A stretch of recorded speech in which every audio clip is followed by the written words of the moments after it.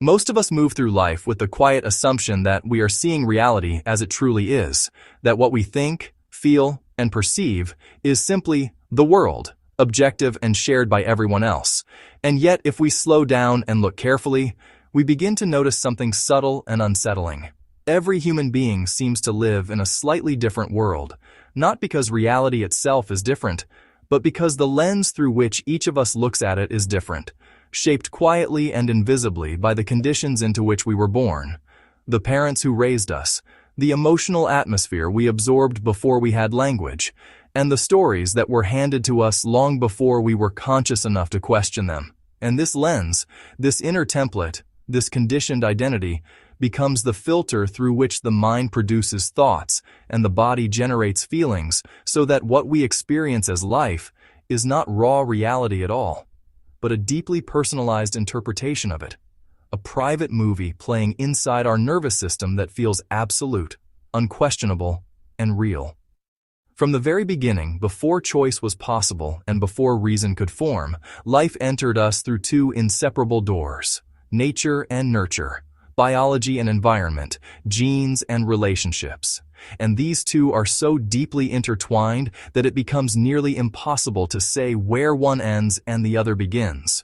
Because a child born into chaos often receives both chaotic emotional conditioning and biological stress patterns at the same time.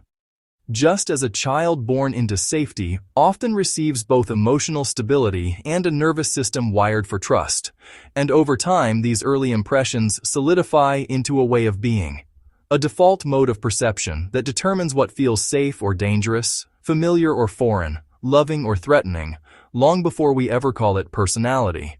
Because at its core, it is not personality at all, but a survival strategy quietly shaping how reality is perceived. Seen this way, it becomes clear why two people can witness the same event and walk away with entirely different experiences. Why one sees opportunity where another sees threat, why one feels attacked where another feels curious, and why disagreements so quickly become emotional battles. Because what is being challenged is not merely an opinion, but the very lens through which reality has been constructed. And when that lens is threatened, the body reacts as if survival itself is at stake, activating anger, fear, defensiveness, or withdrawal, all in service of protecting a conditioned identity that feels synonymous with me. The conditioned mind, once formed, is remarkably clever, because it does not merely reflect reality, it actively reshapes it in ways that preserve familiarity, even when that familiarity is painful. And this is how we find ourselves repeating the same patterns again and again, choosing the same kinds of relationships, reacting in the same emotional ways, recreating the same conflicts, and then wondering why life never seems to change despite our conscious desire for something different. And this is what people often call insanity. Doing the same things repeatedly while expecting a different outcome, not because we lack intelligence, but because the conditioned mind is loyal to what it knows, not to what is healthy. If you grew up in an unpredictable environment, chaos feels normal and calm feels suspicious. If you grew up with emotional neglect, distance feels safe and intimacy feels overwhelming. If you grew up being criticized, self-doubt feels natural and confidence feels dangerous. And the mind will continually interpret the world in ways that confirm these early lessons, creating self-fulfilling prophecies that feel like fate, when in truth they are simply conditioned perception playing itself out over and over again. Over time, this begins to look like a form of transmission, not only of trauma or genes, but of energy, moving from one generation to the next like a current. Because unresolved fear does not disappear, it transforms. And what one generation could not process emotionally becomes the anxiety, anger, or numbness of the next, which is why family patterns repeat even when people consciously promise themselves they will be different, because intention alone cannot undo conditioning that lives in the body, in reflexes, in emotional memory, and in the unconscious mind. When we begin to see this clearly, it becomes easier to understand why no two people can ever fully agree on what reality is, because each of us is looking through a different lens, shaped by different histories, cultures, nervous systems, and survival strategies, and yet we forget this and instead believe we are defending objective truth itself. And so we argue, judge, divide, and fight, convinced that someone else must be wrong for us to be right, when in fact all of us may be equally blind to the whole. This is beautifully illustrated by the parable of the elephant and the 5 blind men, each touching a different part of the animal and insisting that the whole must match their limited experience. One saying it is like a wall, another like a rope, another like a tree trunk, all fighting passionately, not realizing that their conflict arises not from malice, but from partial perception. And this is precisely how individuals, cultures, nations, and ideologies behave, each clinging to a fragment of reality and mistaking it for the whole. In this sense, the world does not merely contain conflict. It is structured by it, not because humans are inherently evil, but because conditioned minds cannot see beyond their own lenses. And when those lenses harden into identity, separation becomes inevitable. Separation gives rise to fear, fear to control, and control to violence, whether subtle or extreme. When we look even more closely, we see how difficult it is to separate thought from feeling. Because thoughts are not neutral ideas floating in space, they are charged with emotion, shaped by bodily sensations, and reinforced by memory, just as feelings are not raw sensations but interpretations colored by belief, expectation, and story. Which is why logic alone rarely changes anyone's mind, because what we are attached to is not the thought itself, but the emotional meaning it carries for our sense of self. In the same way, it becomes nearly impossible to cleanly separate love from hate, good from evil, light from darkness, because these are not opposing forces but interdependent movements within the same system, arising from the same energy, just as day and night are not enemies, but expressions of a single cycle. And when we attempt to isolate one and eliminate the other, we create imbalance, denial, and hypocrisy.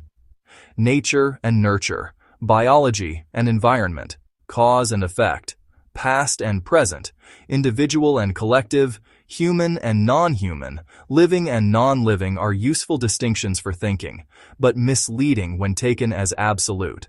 Because existence itself is more like a mixture of water and milk than separate ingredients, inseparable once combined, flowing together in a continuous process that resists the rigid boundaries the mind tries to impose.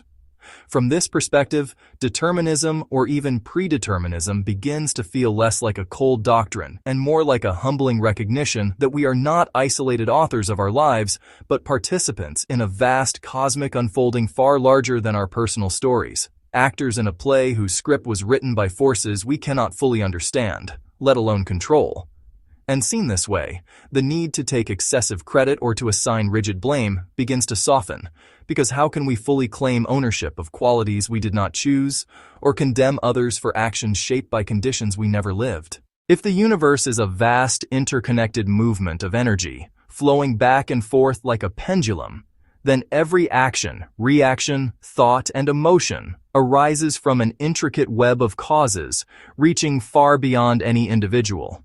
And perhaps the greatest illusion of the conditioned mind is the belief that I stand outside this process observing it objectively, when in fact I am one of its expressions, inseparable from the whole. This does not make life meaningless, nor does it excuse harm, but it reframes responsibility, not as punishment or pride, but as awareness, compassion, and humility. Because if none of us can see the ultimate truth, and all of us are limited by our lenses, then kindness becomes more intelligent than certainty, and understanding more powerful than judgment. Perhaps the reason the world feels so dramatic, so chaotic, and so full of suffering is not because something has gone wrong, but because existence itself is a form of play, a dance unfolding through contrast and tension, not only among humans but through storms, earthquakes, forests, oceans, species, and stars, and perhaps even the Creator participates in this drama not as a detached judge, but as the very energy moving through it all. Yet within this mystery, there is something we can do, not to see ultimate truth, which may forever remain beyond us, but to reduce our blindness to ourselves, and this is where meditation, self-observation, and metacognition become valuable, not as escapes from the mind, but as ways of noticing it, watching how thoughts arise, emotions surge, reactions form, and how the conditioned lens colors everything we perceive.